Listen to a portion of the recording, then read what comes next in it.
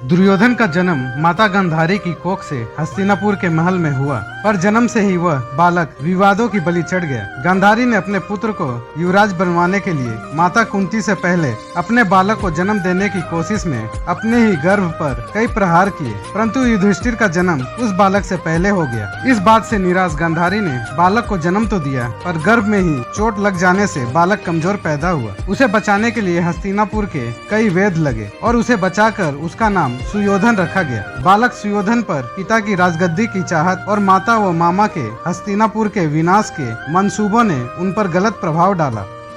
जब पांडव माता कुंती के साथ वन से हस्तिनापुर आए, तब सुयोधन को इन 5 पांडवों को देखकर क्रोध आया और वह मन ही मन उनसे घृणा करने लगा। पर जब उसे युधिष्ठिर के राजा बनने के बारे में पता चला, तब वो क्रोध से भर उठा, क्योंकि जिस राज सिंहासन को वह बचपन से स्वयं की संपत्ति समझकर बैठा था, उसे ये पांडव छीन सकते थे। बस यहीं से सुयोधन से दुर्योधन का जन्म हुआ और उसने पांडव पुत्रों को अपने मामा शकुनि की सहायता से समाप्त करने की कोशिश शुरू कर दी।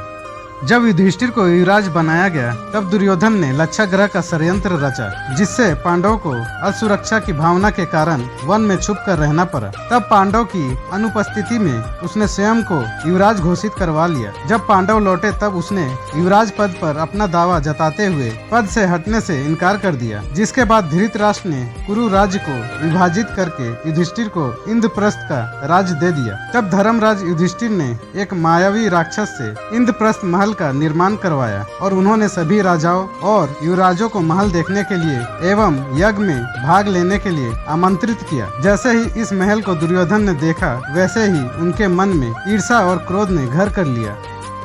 जब वह महल को देख रहा था, तब उसे फर्श पर बने जल कुंड और धरातल का फर्क नहीं दिखा और वह धरातल के जल में गिर गया। इस दृश्य को देखकर द्रौपदी हंसने लगी और कहा, अंधे का पुत्र अंधा। यह बात दुर्योधन के घावों में नमक की तरह चुभ गई और यहीं से द्रौपदी के अपमान की भूमिका तैयार हो गई। जब दुर्योधन हस्तिनापुर पहुंचा, तब उसने शकुनि की सहायता से शतरंज की योजना तैयार की, जिसमें शकुनि के पासों की सहायता से उसकी विजय हुई और पांडव द्रौपदी समेत स्वयं को भी हार बैठे। उसने पांडव पर 12 वर्ष वनवास और 1 वर्ष अज्ञातवास की शर्त थोप दी और कहा कि अगर पांडव ने सफलतापूर्वक यह शर्त पूरी कर दी, तो वह उनका राज लौटा देगा, अन्यथा अगर वह अज्ञातवास में ढूंढ लिए गए तो उन्हें दोबारा 12 वर्ष वनवास और 1 वर्ष अज्ञातवास भोगना होगा।